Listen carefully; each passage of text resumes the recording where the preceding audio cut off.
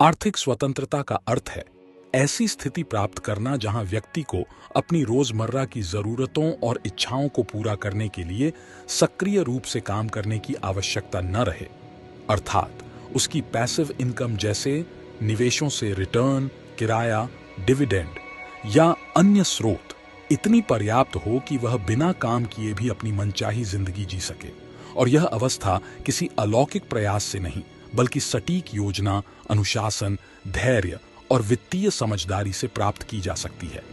यह केवल अमीर बनने का सपना नहीं बल्कि एक ऐसी यात्रा है जिसमें व्यक्ति को सबसे पहले अपनी वर्तमान आर्थिक स्थिति का ईमानदारी से मूल्यांकन करना होता है। कितनी कमाई है, कितना खर्च है, क्या क्या जरूरतें हैं और हर महीने कितनी राशि बचाई जा सकती है। फिर उन बचतों को बुद्धिमत्ता के साथ निवेश कर धीरे धीरे ऐसी संपत्ति का निर्माण करना होता है जो भविष्य में स्थायी निष्क्रिय आय प्रदान करे।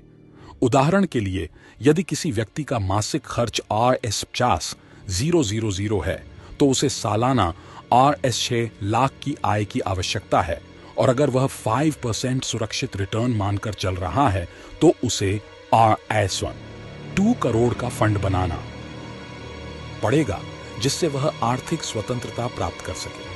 यह लक्ष्य असंभव नहीं है, बशर्ते व्यक्ति 25 से 30 साल की उम्र में इसकी दिशा में काम करना शुरू कर दे। हर महीने नियमित रूप से Rs10,000 से Rs20,000 का निवेश करे और उसे सालाना 10% से 12% का औसत रिटर्न मिले तो वह 20 से 25 वर्षों में Rs1 5 करोड़ से अधिक की पूंजी बना सकता है। लेकिन इसके लिए आवश्यक है कि व्यक्ति अपनी कमाई के स्रोत बढ़ाए, जैसे मुख्य नौकरी के अलावा freelancing, digital skills, blogging, YouTube, online course या छोटे व्यवसाय। साथ ही अपने खर्चों को सीमित रखे, फिजूल खर्ची और दिखावे से बचे। हर महीने की एक सटीक बजट योजना बनाए, खर्चों को ट्रैक करे और उन्हें धीरे धीरे कम करने का प्रयास करे ताकि बचत की दर बढ़े और यह बचत सीधे सीधे उसके निवेशों में जाए। निवेश के लिए व्यक्ति को SIP के जरिए म्यूचुअल फंड में निवेश करना चाहिए। विशेषकर इक्विटी फंड अगर समय लंबा हो, PPF में निवेश कर टैक्स बचाना चाहिए। NPS को रिटायरमेंट प्लानिंग का हिस्सा बनाना चाहिए।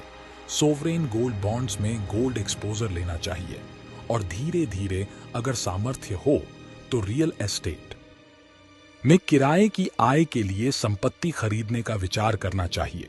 साथ ही निवेशों का डाइवर्सिफिकेशन करना जरूरी है ताकि जोखिम का स्तर कम रहे। इसके साथ ही एक इमरजेंसी फंड होना चाहिए।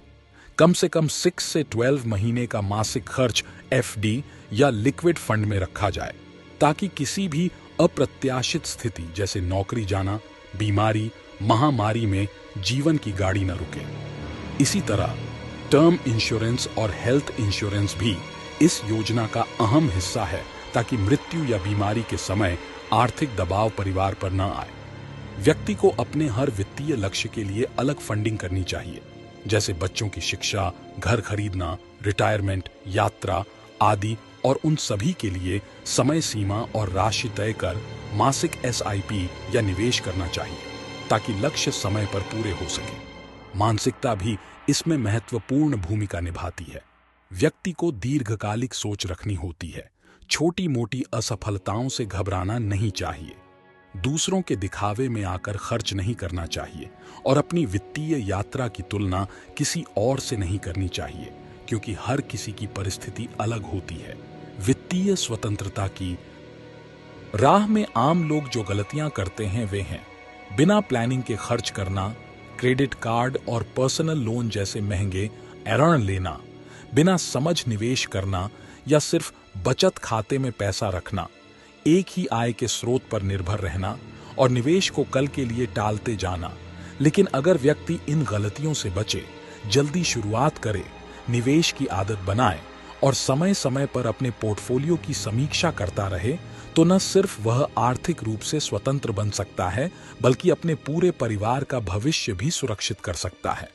उदाहरण के लिए, राकेश नाम के एक साधारण क्लर्क ने 25 वर्ष की उम्र में हर महीने Rs1000 की SIP शुरू की और उसे 12% सालाना औसत रिटर्न मिला तो 30 वर्षों में उसकी कुल राशि RS1 7 करोड़ हो गई, जिससे उसे हर महीने RS60,000 से ज्यादा निष्क्रिय आय मिलती है।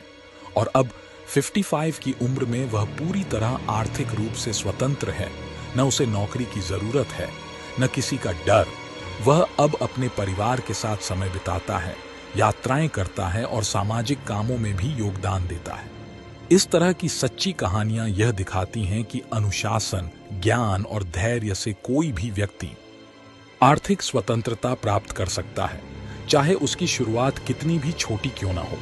इसलिए जरूरी है कि आप आज ही अपने जीवन का वित्तीय रोड मैप बनाएं, अपने लक्ष्य तय करें, एक्शन लें, समय के साथ उसमें सुधार करें और बिना रुके, बिना थके आगे बढ़ते रहें। क्योंकि पैसा तभी आपका सेवक बनता है जब आप उसे समझदारी से उपयोग करते हैं, वरना वह आपका मालिक बनकर जीवन भर आपको खटवाता है। और यही आर्थिक स्वतंत्रता का सार है, अपने जीवन की बागडोर अपने हाथ में लेना, ना कि पैसों के पीछे भागते भागते उसे गंवा देना।